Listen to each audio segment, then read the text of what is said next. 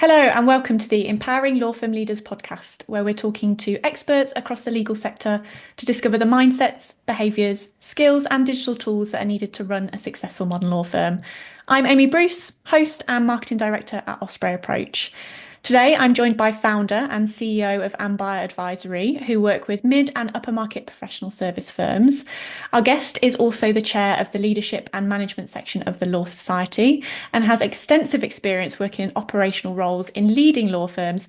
Abby Winkworth, welcome, Abby. Thank you so much for joining me. A pleasure. So, today we'll be discussing how to build a law firm that is worth buying. We'll cover the shape of the market today and why it's important to distinguish between growth and value. We'll also discuss the traits law firm must adopt to thrive in the coming years, what value leakage is and how to avoid it, and the importance of cross-selling. Now, Abby, I've had the pleasure of seeing your talks at various events, and your focus is on value creation and helping board members and leadership build a scalable operating model that creates sustainable growth, often appealing to the PE investment market. But please tell me from your perspective, what's your background and experience that's led you to where you are today? So my first role in professional services was Deloitte, when after periods of heading up the bid team and marketing for the tax practice, I ended my time as the director for clients and markets in the UK with a team of salespeople and a remit that was both global and national. Um, then I left Deloitte and went into the law, working for both big, small, and boutique law firms till I decided to start my own business, and have since then worked for both law firms and accountancy. So I have a marketing degree. I have a master's in business administration, but I also have had the good fortune to work with a lot of leaders and consultants who really know their staff. And what I enjoy most at the moment is adding value to law firms as and accountancy firms as a consultant, but also learning just a huge amount from those around me. Absolutely. I mean, with our marketing backgrounds, we could get lost in marketing and talk about Oh that yes, all day. But of yeah, course, we're going to focus on, yeah. the key objective is what makes law firms operationally effective and what makes them um, uh, worth buying is the key focus for today. So I want to start with a quick takeaway for listeners, and this might be difficult to answer, so sorry to put you on the spot here, but what are three things you wish all law firms knew about value? Um, right, okay, that's a good one. So actually, I'm going to add in a fourth, but the first one is really, really quick. Value isn't price. Value is what somebody is willing to pay. It's not the price that you set. But in terms of the three things, I would say, firstly, you can't create value in a law firm by setting off projects to do everything all at once, all the time. Clear and focused programs with starts and finishes work really well, sprints, as they now call them. And secondly, your value to an external eye is as much about the quality of the information, the coherence of the narrative, as it is about the work that's being done. You need to be able to, you should be able to explain value in very simple terms and have a direct line from opportunity to response to the value delivered. And then thirdly, value is measurable. It's always measurable. And that is almost certainly the aspect that teams struggle with most. Asking people to commit to a measure on which one side is going to be success and on the other is going to be could do better makes people pretty uncomfortable. But without it, value creation projects just really stutter. So I think understanding that last one is fundamental before you get into any value creation project. Absolutely. I'm making some notes so I don't forget to come back to a few things. But the point you made about number two, the quality of the info. Do you want to just touch on that a little bit more? So I always I think that oh, it, talking to somebody who doesn't know the law, and when you're talking to a PE house or an external stakeholder, generally speaking, they don't understand the law, and I don't mean that in a critical way. People who've been in the law as long as us, we know it deeply and understand how the model works. But most external investors are looking for a story that they can tell to their investors that explains why this investment is going to work. And so finding the simple measures which explain it is as much of an art as it is a science, because you are talking human to human ultimately.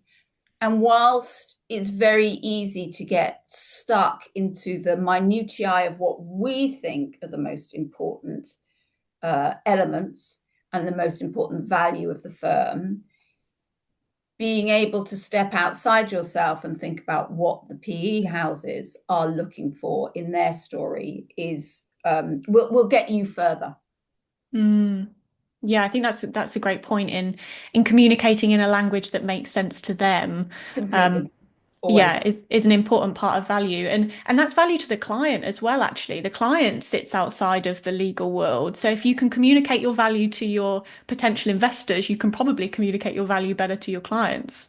Yeah, as marketers, you and I know this well. The the perennial, somebody wants to write a page on a website and they actually want it to appeal to other lawyers because they think that's who's looking at it, but actually you need to appeal to your client, and putting yourself into their shoes and reading it with their eyes doesn't always come naturally. Hmm. Yeah, the art of storytelling, it really is at the center of everything. In my head, as we're speaking, I have, once upon a time there lived, because of Yeah. course that's where you want to start with that. Absolutely. And the third, I guess, leg of that stool is also the communication to your employees and getting them on your mission and on your purpose, and actually communicating the value internally as well is equally a challenge. Completely, and I've seen it done or heard of when it's been done well, and heard when it's done badly. I have done it well and I have done it badly myself in the past. And I think that you I think I probably will talk about this more and more. I think overarching, having a vision, people may step away from that because they think it's sort of soft. It's not. It's the hardest. It's the hardest thing that you can put in place, because when your vision, when your cultural vision allies with your commercial vision, then all of your people will follow it, and in every aspect of their client service and their interactions with each other, with leaders, they will live those values, and that's what you want to do in a people organization, because you don't have anything else. Absolutely. It provides such clarity. It makes decision making really easy. And Yeah, actually, I yeah, think you see the weight lift off somebody's shoulders because they know the right decision to make because they're really clear on what we're all trying to achieve. I think that's absolutely where the magic happens. yeah. Couldn't agree more. And when I've seen it happen, I've recently been at a conference. I was invited along by a client to a conference to do some speaking, and the leader stood up and spoke about what he was, his vision for the future, and the whole room were just nodding, going, "Oh yeah, yeah, now I get it. Everything that we have to do now makes a bit more Mhm. sense than it did before." Absolutely. I want to start talking about a recent article you published. Growth is not the same as value was the Yeah, title. In the article, you start by describing how the sector has looked for the past 2 years, focused on PE backing and the belief that valuations are high and now is the time to sell. But currently, you're seeing a story that is perhaps less convincing. Can you share what the market looks like right now and how that's impacted PE opinions? so I think based on the based on what I'm seeing in the press and anecdotally, and the two things are not always the same. But it seems to be active. The market seems to be active. It's definitely expanding. It's much more mainstream than it has been in the last 2 or 3 years ago. I think the Law Society Gazette reported that 25% of UK legal market M&A in 2024 either involve new PE investment or PE-backed law firms, and that increases, and it is increasing. I think something ridiculous like 75% of all law firms have been approached by somebody wanting to talk to them about PE in the last year. And those may very well be middlemen, and that a lot of that might be, highly speculative and just PE doing a lot of research and trying to understand the market better. But the more that it is, the more that law firms are touched by PE, I hope the less they will find this worrying, and more they'll begin to understand that this is actually quite a good two-way conversation where both sides, if willing to be open, can actually learn a lot from each other, even if it doesn't go any further than that. I'm actually just going to do myself a small plug. I'm setting up a COO legal network at the moment, along with two friends. And we know that one of the areas that we're going to need to support those COOs in is being able to have conversations with PE so that they are able to support and help their boards more. And those conversations have got to be very free-flowing and open so that everybody learns from each other. So I think from a PE point of view, they're learning hugely. I get invited to do research calls with PE houses from the US and Europe and even in the UK on a pretty regular basis. And they're definitely not going to buy just any law firm. There's more confidence in the market. There's more knowledge in the market. They know what they're looking for. They're beginning to understand how to select the best prospects. And there's a model now which is attracting interest, which is the one that PE understands best. To me, it always seems to be about having a scalable platform with bolt-on acquisitions, lots of standardizing of processes and business support services, so that you can achieve a really good, benchmark that provides predictability and a consistent approach to everything. And then obviously what they're looking for is margin improvement, whether that be through automation or whether that be through the ability to integrate and cross-sell between different parts of a business. So it's a maturing market. It's becoming a more stable market. There will be further developments as some of these first investments are then sold on. It will be interesting to see how that is going to work in the future.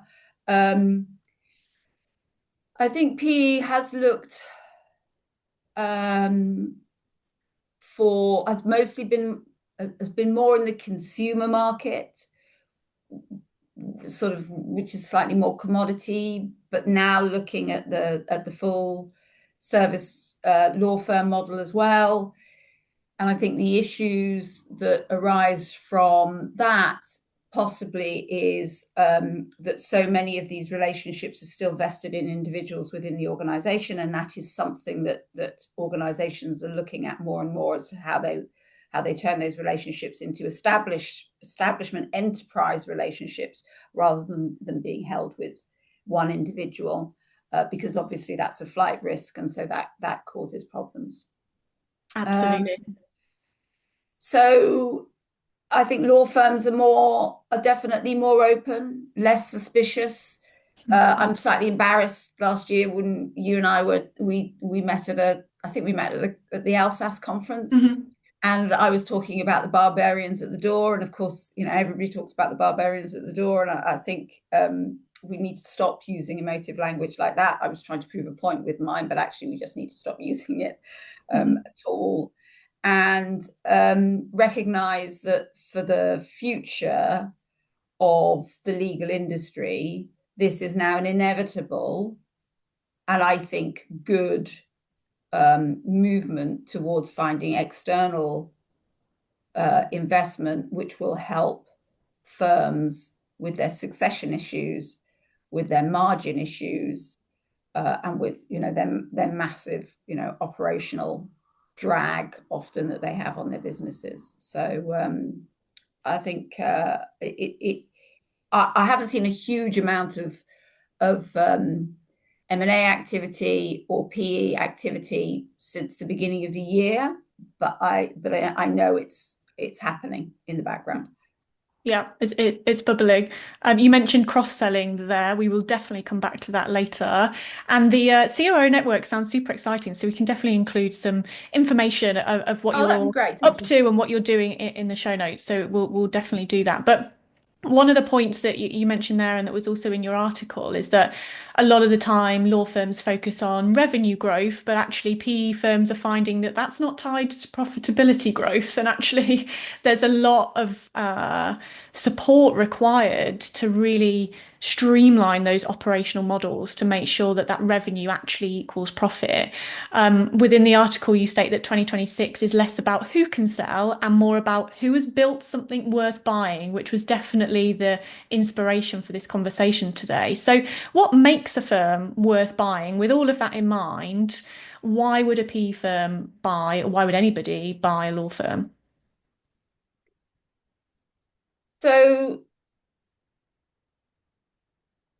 predictability, scalability, an openness and willingness to learn from what PE can teach them about how to manage their business, an agile mind willing to start that process as soon as possible when PE comes in, looking at all of the operations and creating a business out of something that has often in the past been a legacy and a group of partners in the true meaning of the sense, partners who have come together to go into business together, to practice the law together, and now it needs to be a business which acts and operates in a way that PE find predictable.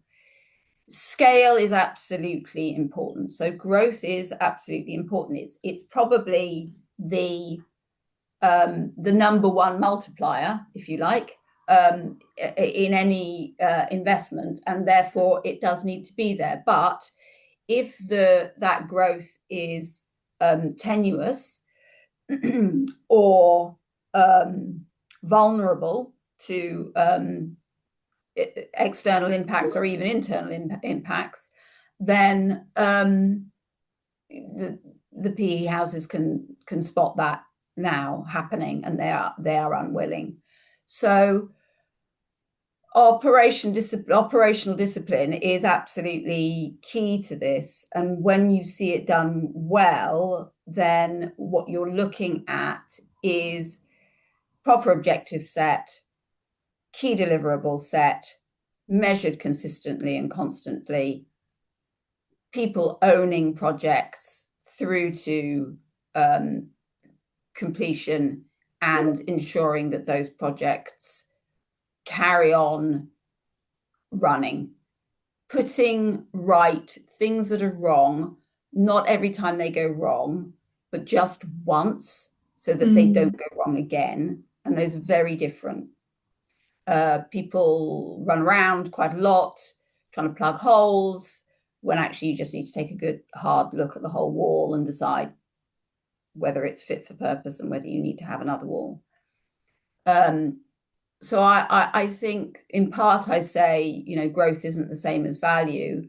I would also say that activity isn't the same as success. So doing lots and lots of things is not necessarily going to help you at all. Focusing on the things that will help you relentlessly is far more powerful, and what external investors are looking for.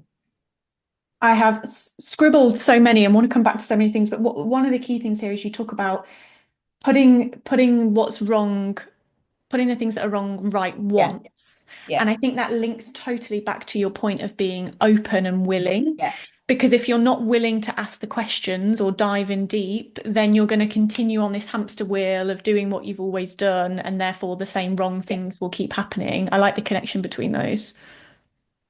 Yeah, and I think that people get um so if I sort of start with a little hierarchy of what's important, um when wanting to improve your practice, the temptation is to start with improving your processes, improving your systems, improving your staff. And as we've already mentioned, if that doesn't tie in with a cultural vision and a commercial vision, and that doesn't tie into a strategy, which is, resilient, not motherhood statements, which is, resilient and robust, actionable, implementable, then underneath that, you have the right structure. And by that, I'm often talking about the right operational leaders in the business. So that structure. And once you go from, if you start with process, systems, staff, structure, strategy, vision, then you'll never get beyond staff, systems, and process. But if you start at the top, and it doesn't have to take long, but if you start at the top, working from vision to strategy to structure, then the staff, systems, and processes all become easier to sort out. And when I say putting them right once, there are certain areas I think that create so there's hygiene factors and health factors. So there's some hygiene factors that you have to get right. So those are quality management, client quality management, quality management has got to be the very platform root of what needs to be put right. Risk management, asset management, your assets being your people, your premises, and everything else. And I'll leave out intellectual property for a moment because I think that's more in the health aspect.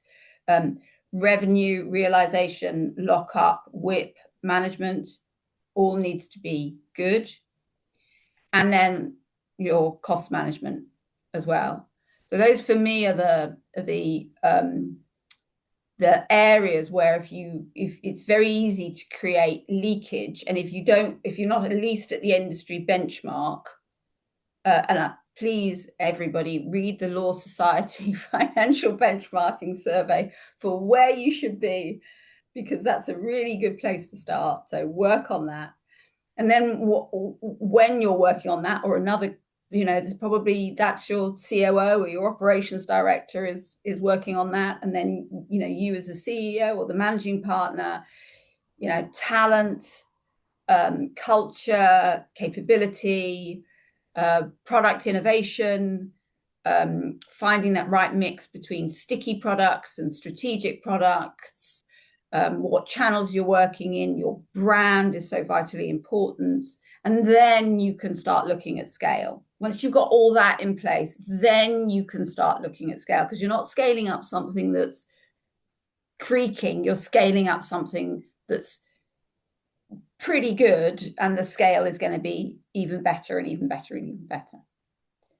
Absolutely. Makes all the sense. And just going back to your point about activity doesn't equal success. I mean, we don't want to get stuck under the billable hour debate here in this conversation. That's not what it's for, but it makes sense that law firms and the law firm model ends up in that cycle because that's Yeah, exactly how they yeah, value themselves, is based on yeah, activity, and the effort they put in is what yeah, they're rewarded by. yeah, yeah, absolutely. And it, um, I talk often about the hamster wheel. I've spent my whole life trying to persuade lawyers to get off the hamster wheel just to have a look at it and see if they can flatten it so that they can get off a hamster wheel and either or and it's going somewhere rather than getting stuck going round and round in circles. Such is the nature of lawyers. They're such high overachievers. They're often so anxious that for them it's safer to keep just going faster and faster and faster until eventually their heels touch their heads than it is to stop. It feels almost existential to stop and pause and look and decide that if it isn't working, it probably isn't going to carry on working. And that's where I think business professionals, business leaders in law firm businesses can be incredibly useful because they're not on the hamster wheel at all. And they often come with some phenomenally great experience of how things have worked in other industries, which might be just the pause and the break that an organization needs to hear that it can do things in a different way. Absolutely. It's that outside perspective, isn't it? And Yeah, sometimes, and a lot of the time, that change in impact is actually quite small in terms yeah. of it's a compounding impact. The changes are quite small, but they have a large impact. And actually dedicating that to somebody who is the expert and has the priority that, firms who are focused on their billable hour don't have the priority to be doing that. And of course, linking back to investment, that's what they're looking for. Oh, absolutely. And a PE house, um, if there is if there is a not a man-shaped problem, I do apologize, men. If a human, if there is a problem that is big enough or the right size that a human should, it's the right size for a human, then you should get a human in to do it, Mhm. not salami save it into 15 different people who are all going to take one small bit of it, give it to one person so they can have the whole picture and do the whole thing. It is way more effective. It feels more expensive, but it is way more effective with one caveat.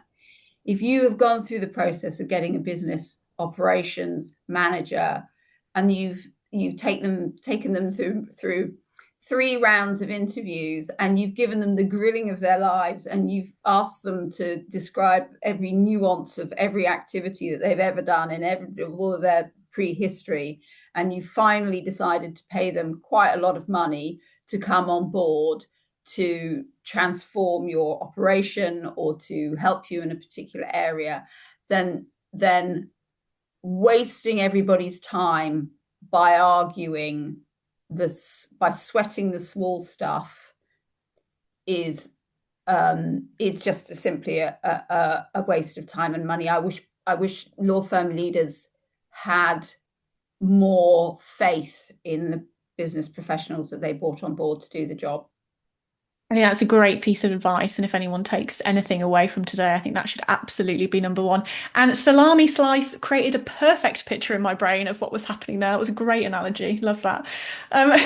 So, with all this in mind, what are the traits that law firms should adopt to thrive next year? What are some of the characteristics or behaviours that really they should be embedding? Um, so I think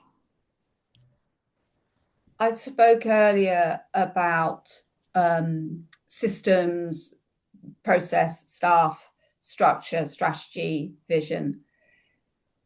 Visions are really, really tough things to work on because deep in our souls, we think we're maybe not that different to everybody else, and maybe our vision is not that different to everybody else's.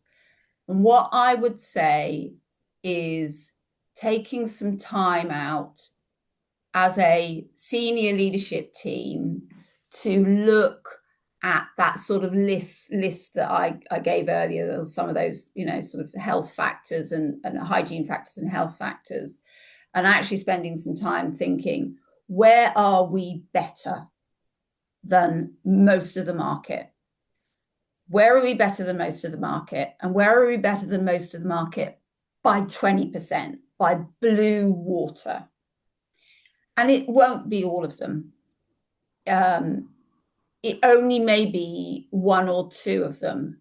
But if you can hitch onto, we always respond faster than everybody else because our clients tell us, or we always follow up on a new inquiry, and that really does show we care about our clients. Or more of our residential clients take out wills than we think happens everywhere else. And any one of those small pieces, you can start the kernel of something which puts the vision behind or in front of an actual fact that you can say to your people, this is what we're basing our vision on. Not, we'd like to do this, we'd like to do that, but if we are the fastest responsive firm in our area, then we will be the fastest responsive firm in our area. And then you start to push everything else up behind that.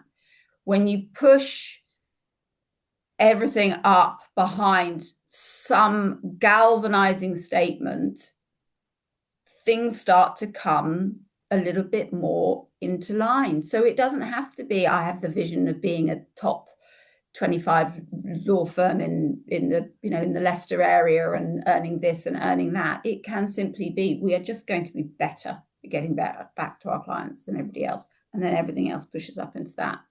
So I think spending a bit of time getting clarity on what you're really genuinely actually really good at, and then just keeping on pumping out that message over and over again, and making sure that your structure, your people, your systems, and your processes build up into that. You don't have to be the best at everything. And PE doesn't want you to be the best at everything. They want you to be the best at something that they know that they can grow and they can help you scale. That provides, once you've made that decision, it helps you provide evidence both to investors, your employees, and your clients that you can achieve goals and that Yeah, you're all skilled enough and effective enough to achieve those goals, of which everybody is. But if you don't know what you're aiming for, you've talked a lot about measurability here. If you don't know what you're aiming for, you can't determine if you've been successful or not. completely. The measuring thing is vitally important. And I was talking to some people actually just sort of yesterday and this morning about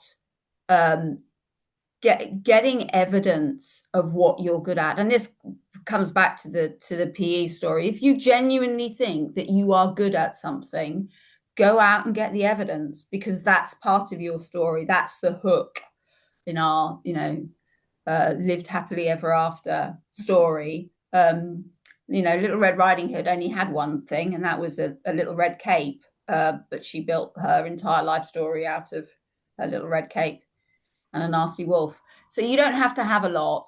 You just have to be very, very proud of it, and be prepared to shout it from the rooftops. Absolutely. But believe in yourself, I think, is Oh, absolutely completely, crucial there. completely. Yeah.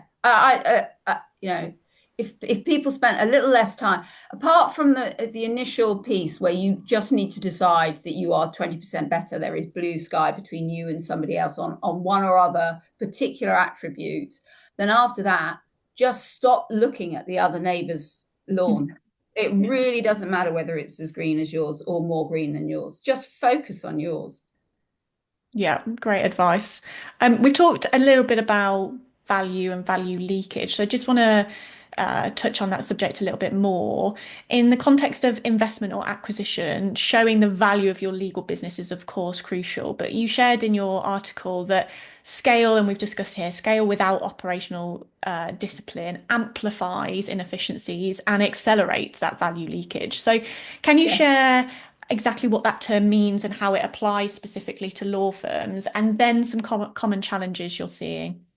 So, as you can tell by now, I tend to think a lot in pictures. So I'm going to give you another picture Bowls of spaghetti springs to mind whenever I think about this, and the term is called conscious decision making and unconscious decision making.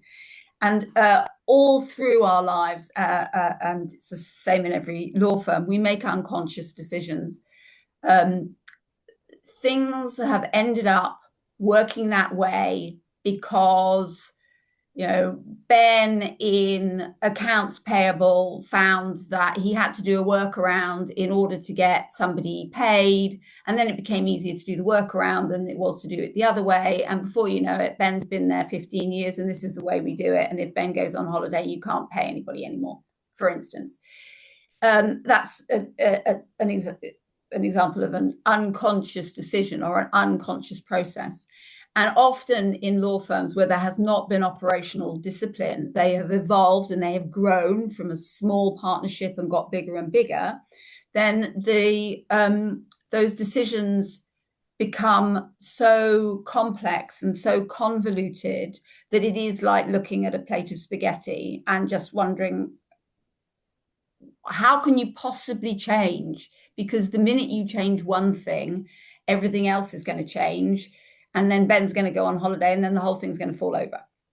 So the job of people like me, of actually most business professionals, is to pull on that first piece of spaghetti, pull it out of the plate and lay it down. Now I have a conscious decision. I'm going to do something with that. And my plate of spaghetti is a little less complicated than it used to be. And so ultimately, what you're looking for is all of the strands laid out in front of you.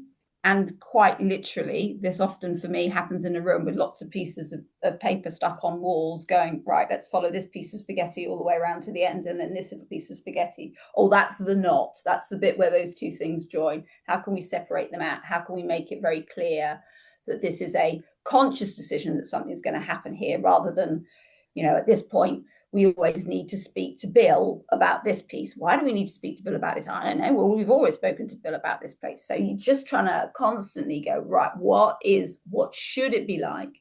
And then when you have created, and I make it sound so easy, and I really know it isn't, when you have got quite a lot of that out, and there might be a bit of plate of spaghetti down there still, but when you've got quite a lot of that out, your business professionals, or if it's you and you're doing it, part-time, you can then start going, right, this is what we're going to do.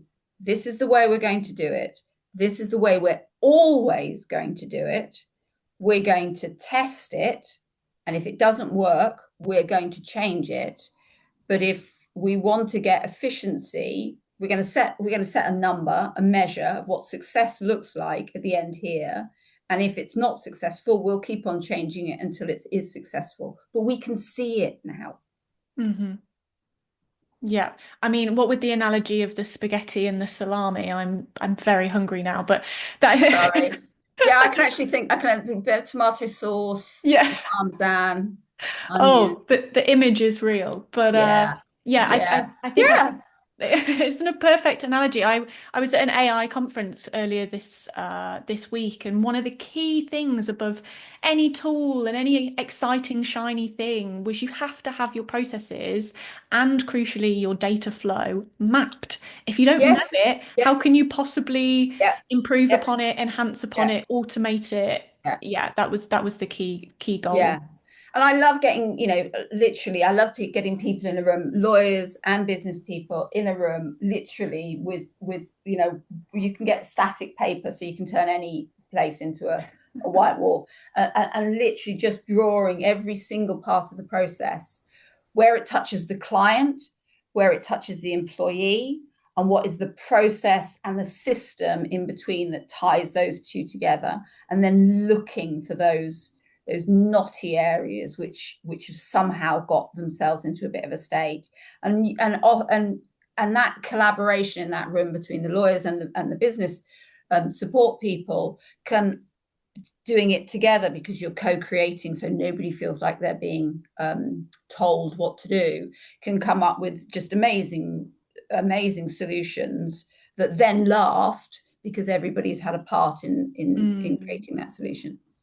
Absolutely. A lot of what you've said, I'm going to bring up Simon McCrum now. We had him back on the Yay. podcast. Yeah. One of the analogies he gives is a bucket with holes in and Yep. filling that, going back to Yes. the value revenue leakage. But Yes. actually, what I want to talk about here is he talked about in his episode about running the perfect legal business, he emphasizes the importance that clients aren't owned by Yep. individuals, they're Yep. owned by the firm as a Yep. whole, Yep. which promotes that culture of Yep. collaboration and Yep. improves client service, but also encourages this crucial point, which I know you're passionate about, cross-selling. Yep. How Yep. important is cross-selling from your point of view for improving value? Um, so just to start, Simon is absolutely right. His analogy is right, and the ownership of relationships within law firms has been problematical for a very long time. And so and again, this is a really good and important PE topic of conversation. So a PE house does not want to know that you've got three rainmakers and a whole group of other people who are just waiting to have food dropped into their mouths. What they want to see is that in a corporate environment or in a commercial environment, that there are multiple relationships between people in the client organization and our organization, because that makes them more inherently more stable. So in an accountancy firm, for instance, there would typically be somewhere between 5 and 7 different relationships, because there's 5 to 7 individual services being sold to that organization, being delivered to that organization, from the very sticky but low end, not particularly profitable ones like bookkeeping, up to the once in every 5 or even 10 years moving a piece of property, doing a corporate transaction, something like that. But that builds up your thin small grains of sand on the beach, and then your pebbles, and then your rocks on top, and that is an ideal portfolio. That's perfect. That's what you want. We have historically been less good at creating that stable platform within our client base, because people have held on to their client relationships. And the reason that they hold on to those client relationships is because of trust, behavior, and knowledge. And so when you're looking at cross-sell, you need to, in my view, sort those three things out first. If you do that, then the upside should be that, and people go away and have a look at this, 70%, I challenge you, 60 to 70% of your business should be coming from word of mouth or repeat business. And that isn't just repeat business with the same service. That's repeat business across the practice.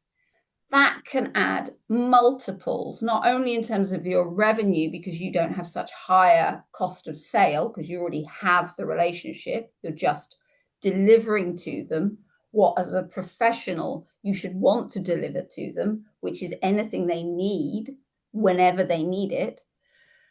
You're not only having that multiple of revenue, but you're also giving external investors the peace of mind that you have a very stable revenue stream upon which a lot can be built in the future. It goes back to that predictability and scalability piece, doesn't it, that you Yep. mentioned right at the beginning? Yeah, yeah, absolutely. So the issues are around trust and behavior, and actually often, it is around sort of the processes and the things that help to develop cross-sell and a cross-sell culture. So I hear a lot about culture, and not, in my mind, enough about behaviours and the modelling of behaviours, which is what changes culture. And in order to have the right behaviour, modelling the right behaviour, you do need to make sure that if a partner or anybody has brought in a client, that client is theirs irrespective. It could end up in 5 years' time where the amount that they're actually giving to Sue is now 5% of the total revenues that are coming into the firm to other areas. This is still her relationship, and she is still given absolute regard for the fact that this is her relationship and she brought it in. And you do that through incentive, through recognition, through reward, and just simple recognition. You brought this relationship in, and the value you've given is not just what you managed to do for yourself, but for others. And that's a building block of trust. So nothing ever happens unless Sue knows it's going to happen. So she never gets a call from the client saying, Bill just did this, and she not know about it. You have the trust that allows Sue to then be happy about building out those relationships. Often, actually, the thing that holds you back is that people just don't know what their partners do in the firm. It's as simple as that. And I don't know if it's the same about you, Amy, but if I go to a networking event and somebody comes up to me and says hello, and I don't know who they are, I'm probably going to be a little bit nervous about having a conversation with them. We'll just magnify that 100 times. If you're in front of a client and they ask about making a will or a contested probate, say, and you really don't know anything about it, you're going to close the conversation down before you open it up. So knowledge is a really important piece. And then you really do have to start with at the top. The people with the biggest, most important relationships are the ones who need to be persuaded for the good of the practice that those relationships now need to move down the practice towards the people who will succeed them in the future. That doesn't take away from their ownership, but it might take away from the day-to-day, might move the day-to-day management down several levels to the place where it will be most effective. Yeah, 100%. I like that you mentioned behaviors. We, outside of the podcast, run a series called Build Better Habits because that was a key thing that we'd found that, like you mentioned, a habit was formed unconsciously years ago, and somehow that's formed the bedrock of how things are done. And it's actually tweaking those behaviors, and that can be really difficult alongside changing culture. Changing someone's behaviors and how it's been done for 20 years is really hard work. We're not saying this is easy, but it's crucial to be aware. That's definitely the first step. Yeah, it is. So behaviors and habits form either because you have a vision of what you would like something to look like, and then that gives you I think it's called think, feel, do. So you think you want to have something happen, and then everything feels right, and then you go and do it. I sometimes think that just the first do is the most important thing. You don't have to believe it, you don't have to trust it, but if you just do it, then actually, when it works, all of a sudden you get a nice little circle of trust that you can expand out. So it just takes one person. I'm working with a lovely chap at the moment, Russell, and he's he is not shedding his relationships, he is sharing his relationships so selflessly that it is having just a galvanizing effect on everybody around him. That's a great story. And you do hear those once people test the water, like you said, about that slight experimentation. Maybe you don't fully believe in it, but let's try it. Let's give it a go and see what happens. You're never going to know otherwise. Going back to the focus for the year for the firms of building something worth buying. We've touched on a little bit about what investors are looking for, but what can firms review, action, and do to prep their investment case? Well, what are some simple things that law firms can be doing now? So identify what is most appealing to investors today, and working out where you are compared to the rest of the market, or the market, the most relevant bit of the market to you, and being better than them. So focusing on that. I think the working, if you haven't already, or if you don't think it's working, or if you don't think it's adding a lot of value, revisiting and reworking your vision and making that much clearer. Putting in place the operational discipline, not bureaucracy, not hierarchy, not structure for the heck of it. If it doesn't need a huge, great big scaffolding in order to do it, don't put a huge scaffolding. Put the minimum amount that you need to put in place in order to make it work, but know that by seeing what you're trying to achieve.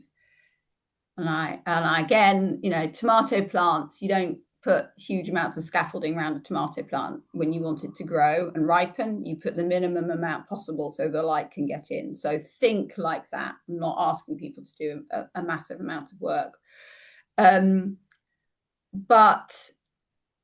I would say start early in the journey, get some external eyes onto your business. Spend a bit of time with somebody, and it doesn't have to be a huge amount of time with somebody, potentially externally, who will help you create the once upon a time story to go with your journey, and check that you have got all of those hygiene essentials in place. Because sadly, what I do see when people overvalue themselves is that's what's letting them down. Mm-hmm. It's often the basics, isn't it, that tend to trip people up. And I think we tend to think that our mission and our values and our brand and our focus needs to be this unheard of, unique, this thing pie in the sky. But actually, sometimes it really is just going back to what you said. Just pick one thing that is really simple that you do really well, and just do it. Keep doing it. Make it so it's really, really good. And we've been a client I've been working with has been working with a presenter just recently, and so I keep on stealing this, but he does know I've stolen it because I told him. I think that you should have an attitude of love it or list it.